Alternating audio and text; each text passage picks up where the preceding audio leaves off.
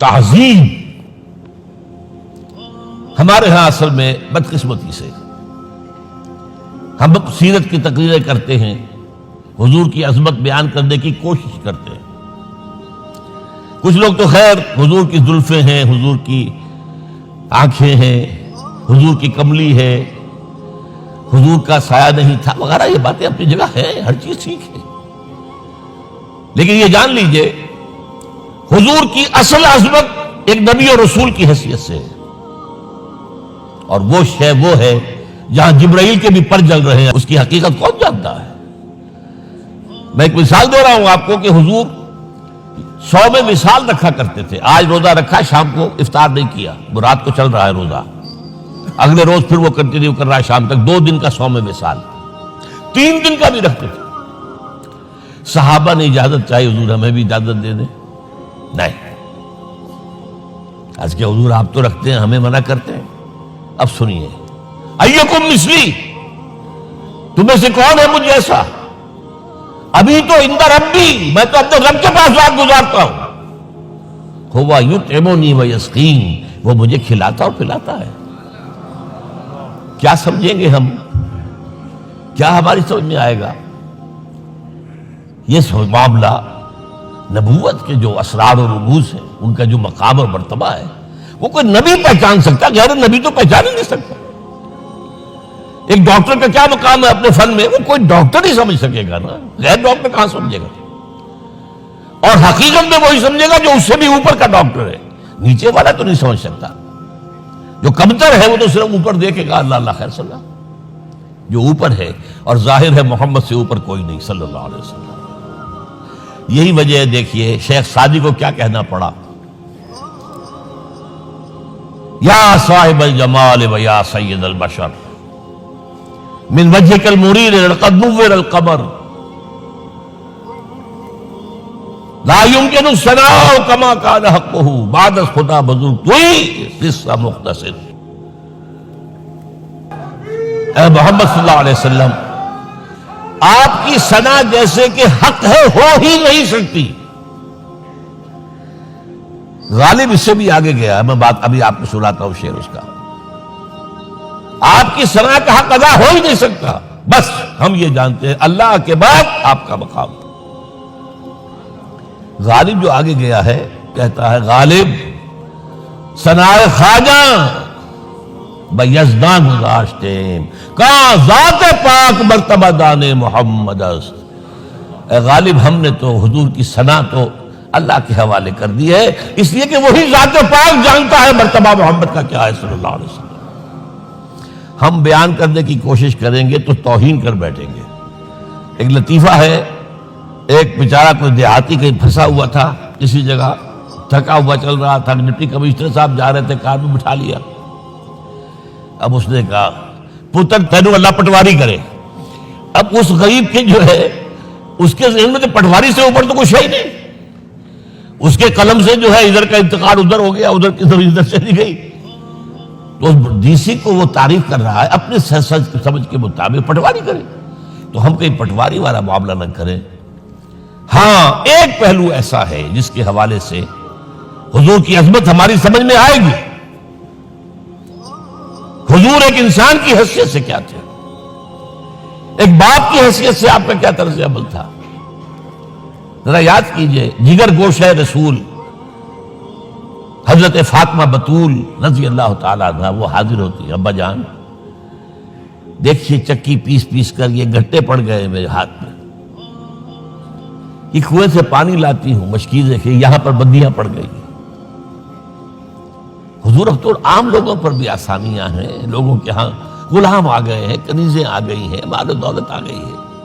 مجھے بھی کوئی غلام کنیز عطا ہو جائے. اور آپ کو معلوم ہے یہ لخت جگر نور چشم محمد کی سب سے پیاری بیٹی صلی اللہ علیہ وسلم، کوئی شک نہیں اس میں، فاطمہ کیا بیتی ہوگی حضور کے قلب پر. لیکن فرمایا کیا بیٹی، یہ دنیا کی چیزیں ہماری لیے نہیں ہیں، میں تمہیں اس سے بہتر شے دیتا ہوں. تسبیح فاطمہ ہر نماز کے بعد 33 مرتبہ سبحان اللہ، 33 مرتبہ الحمدللہ، 33 مرتبہ اللہ اکبر کہہ لیا کرو. لیکن سوچ لیجئے دل پر کیا گزری ہوگی صلی اللہ علیہ وسلم۔ حضرت عائشہ سے پوچھئے، حضرت خدیجہ سے پوچھئے حضور کیسے شوہر تھے؟ آپ سے زیادہ خواتین کے حق میں نرم، گھر کے کام کا جھاڑو دے رہے ہیں، کپڑے جو ہے بوسیدہ انہیں سی رہے، گھر میں بیٹھے ہوئے یہ کام کرتے تھے۔ بہرحال ایک بات میں آپ سے عرض کروں، آپ انسان کی جس حیثیت کا بھی ذہن میں تصور کریں گے وہ ساری حیثیتیں محمد میں موجود ہیں صلی اللہ علیہ وسلم۔ محمد حاکم کی حیثیت سے بھی ہے، محمد سب سالار کی حیثیت سے بھی ہے، محمد قاضی القضات بھی ہیں، محمد ہیڈ آف دی اسٹیٹ بھی ہیں، محمد بیویوں والے بھی ہیں، اولاد والے بھی ہیں، محمد 5 وقتہ امام بھی ہیں، جمعے کے خطیب بھی ہیں، مدرس قرآن بھی ہیں، مربی بھی ہیں، مزکی بھی ہیں، اور ہر میدان میں بلند ترین مقام۔ کوئی ایسی جامع شخصیت ملے گی؟ ہمارے ہاں تو حال یہ ہے کہ جو خطیب صاحب ہوتے ہیں وہ 5 وقتہ نماز کیسے پڑھا سکتے ہیں؟ ان کا تو اونچا مقام ہے، 5 وقتہ نماز کے لیے تو اور رہنا چاہیے امام آپ کو، اور وہاں بھی ایک امام سینئر ہوگا وہ عشاء مغرب اور فجر پڑھائے گا، ایک جونیئر ہوگا بیچارہ وہ جو خاموش نماز ہے وہ پڑھائے گا۔ 5 وقتہ نماز پڑھا رہے محمد صلی اللہ علیہ وسلم، اور خطیب بھی وہی ہے، مربی بھی وہی ہے، مزکی بھی وہی ہے۔ ہمارے ہاں جو لوگ تزکیہ نفس کے میدان میں ہیں وہ پھر جماعت کبھی نہیں کراتے، کبھی نہیں دیکھا ہوگا آپ نے کسی صاحب کو کراتے ہوئے۔ یہ جامعیت جو ہے، جامعیت کبریٰ۔ میں صرف ایک بات کہا کرتا ہوں، ایک اعتبار سے حضور کا اسوہ نامکمل ہے۔ آپ مجھے سوء ادب کا مرتکب نہ قرار دے دیں، اسوہ کیا ہے؟ عورت کے لیے اس کی اپنی نسوانی زندگی کے لیے اسوہ آپ میں نہیں ہے، آخر نصف انسانیت ہے، اسے بھی اسوہ چاہیے۔ یہ ہے جس کی وجہ سے حضور نے شادیاں کی ہیں زیادہ۔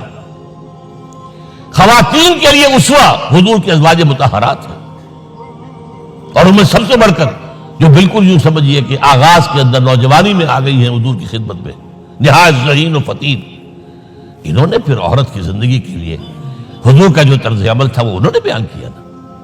اس لیے سورہ احزاب کے اندر اس کا تذکرہ ہے، جہاں یہ آتا ہے لقد کان لکم فی رسول اللہ اسوۃ حسنہ، وہیں پر یا نساء النبی لستن کاحد من النساء، اے نبی کی بیویوں تم عام عورتوں کے مانند نہیں ہو، تمہیں تو اسوہ بننا ہے امت کے لیے۔ اب اس سے اگلا قدم میں بڑھا رہا ہوں آگے، اور اس کے ساتھ جڑ جائے گی تیسری بات۔ تیسری بات کیا ہے؟ وَنَصَرُوهُ، اس کی مدد کریں صلی اللہ علیہ وسلم۔ پہلی بات تو یہ نوٹ کیجئے، حضور انتہائی غیور انسان تھے، انتہائی غیور۔ یہ کہا جاتا ہے کہ اگر حضور گھوڑے اس میں سوار ہوتے تھے اونٹ پر اور آپ کا کوڑا نیچے گر گیا تو آپ یہ کسی سے نہیں کہتے تھے کہ ذرا یہ میرا کوڑا مجھے پکڑا دینا، یہ بھی گوارا نہیں تھا۔ آپ اونٹ بٹھا کر نیچے اتر کر اپنا کوڑا خود اٹھاتے تھے۔ کسی سے اپنے ذاتی کام کے لیے کوئی مدد مانگنا امکان ہی نہیں۔ بلکہ ایک واقعہ تو وہ ہے جب بھی میں تذکرہ کرتا ہوں میری آنکھوں میں آنسو آ جاتے ہیں۔ یہ ہجرت کے وقت کا واقعہ ہے۔ آپ کو معلوم ہے حضور نے تمام مسلمانوں کو مکے سے جانے کی اجازت دی، چلے جاؤ مدینے، چلے جاؤ مدینے، آپ خود تھے موجود، اس لیے کہ رسول اپنے مقام کو نہیں چھوڑ سکتا وداؤٹ ایکسپریس پرمیشن فرام اللہ سبحانہ وتعالی۔ اب حضرت ابوبکر پوچھ رہے ہیں حضور اجازت آ گئی؟ نہیں آئی، آ گئی نہیں آئی، دن گزر رہے ہیں۔ حضرت عائشہ کی روایت ہے ایک روز ہم نے دیکھا دوپہر کے وقت آ رہے ہیں حضور، کپڑے سے اپنا سر جو ہے ڈھانپا ہوا ہے۔ عرب میں دوپہر کے وقت وزٹ کرنا جو ہے یہ ان کے خلاف دستور ہے، ان کی تہذیب کے خلاف ہے، یہ قیلولے کا وقت ہوتا ہے۔ تو حیران ہوئے، آتے ہی فرمایا ابوبکر ہجرت کی اجازت ہو گئی۔ اب انتہائی خوشی سے اور بڑی امید میں کہ بڑی شاباش ملے گی، حضرت ابوبکر فرماتے عرض کرتے ہیں حضور میں نے 2 اونٹیاں تیار کر رکھی ہیں، خوب کھلا پلا کے انہیں فرما کیا ہوا ہے، یہ ہجرت میں ہمارے کام آئے گی؟ حضور تھوڑا سا توقع فرماتے ہیں، پھر کہتے ہیں اچھا ٹھیک ہے، ایک میں استعمال کروں گا لیکن میں اس کی قیمت ادا کروں گا۔ حضرت ابوبکر رو پڑے، حضور مجھ سے یہ مغایرت، سائے کے طرح کے ساتھ رہنے والا، اس سے یہ مغایرت، ذرا سے اشارے پر اپنی کم سن بیٹی پیش کر دی نکاح کے اندر، اس سے یہ مغایرت، رو پڑے۔